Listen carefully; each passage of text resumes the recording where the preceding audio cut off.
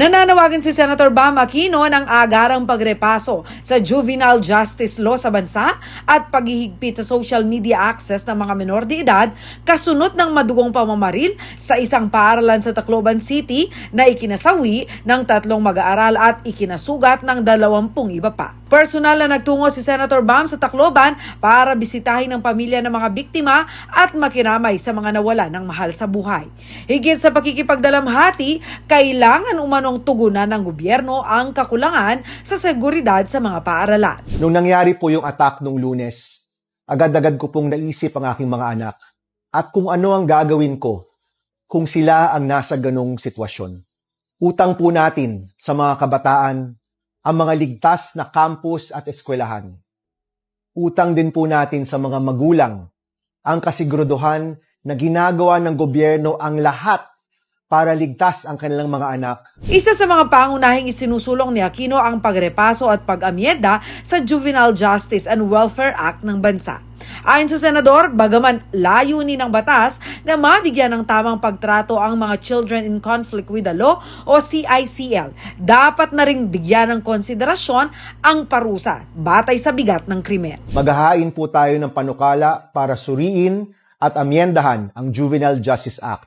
Ang bibigyang diin po natin ang mga karumal-dumal na krimen gaya ng pagpatay at panggagahasa. On late July, dyan mapag-uusapan ano ba yung mga pwedeng gawin para palakasin, amendahin, or pagbutihin itong juvenile justice law. Because more and more, lumalabas talaga na merong gaps.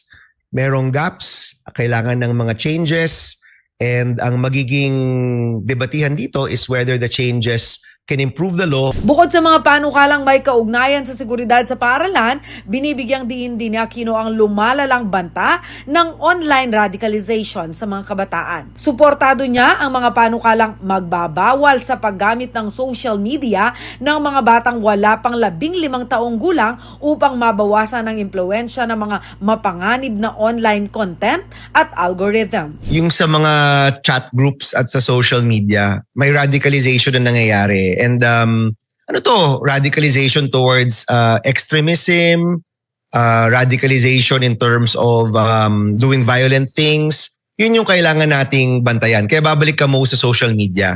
Susuportahan din po namin ang mga panukalang nagbabawal sa social media sa mga below 15 years of age. Yan po yung mga gagawin po sa legislature. Para masigurado na hindi na to mangyayari muli. Kasabay nito, hinimok ng senador ang mga magulang na maging aktibong bahagi ng pagprotekta sa kanilang mga anak sa pamamagitan ng bukas na komunikasyon at mas mahigpit na paggabay. Kailangan talaga mabantayan natin yung mga bata. Kailangan may relationship ka sa mga anak mo para mapag-usapan nyo yung mga bagay-bagay and ma-alert mo rin if there's a potential danger. Hindi lang siya anong gagawin mo kapag may shooter na drill Kailangan yung nadidrill rin sa atin sa mga magulang. Inaasahan tatalakay ng Senate Committee on Basic Education na pinamumunuan ni Senator Aquino sa mga susunod na linggo ang panukalang reforma, kabilang ang pagpapalawak ng School Safety Act at ang pagrepaso sa Juvenile Justice Law bilang bahagi ng mga hakbang upang mapalakas ang seguridad sa mga paaralan at maiwasan ang mga kahalintulad na trahedya. Ako si Jana Lubang Parungaw para sa Balitang Balita.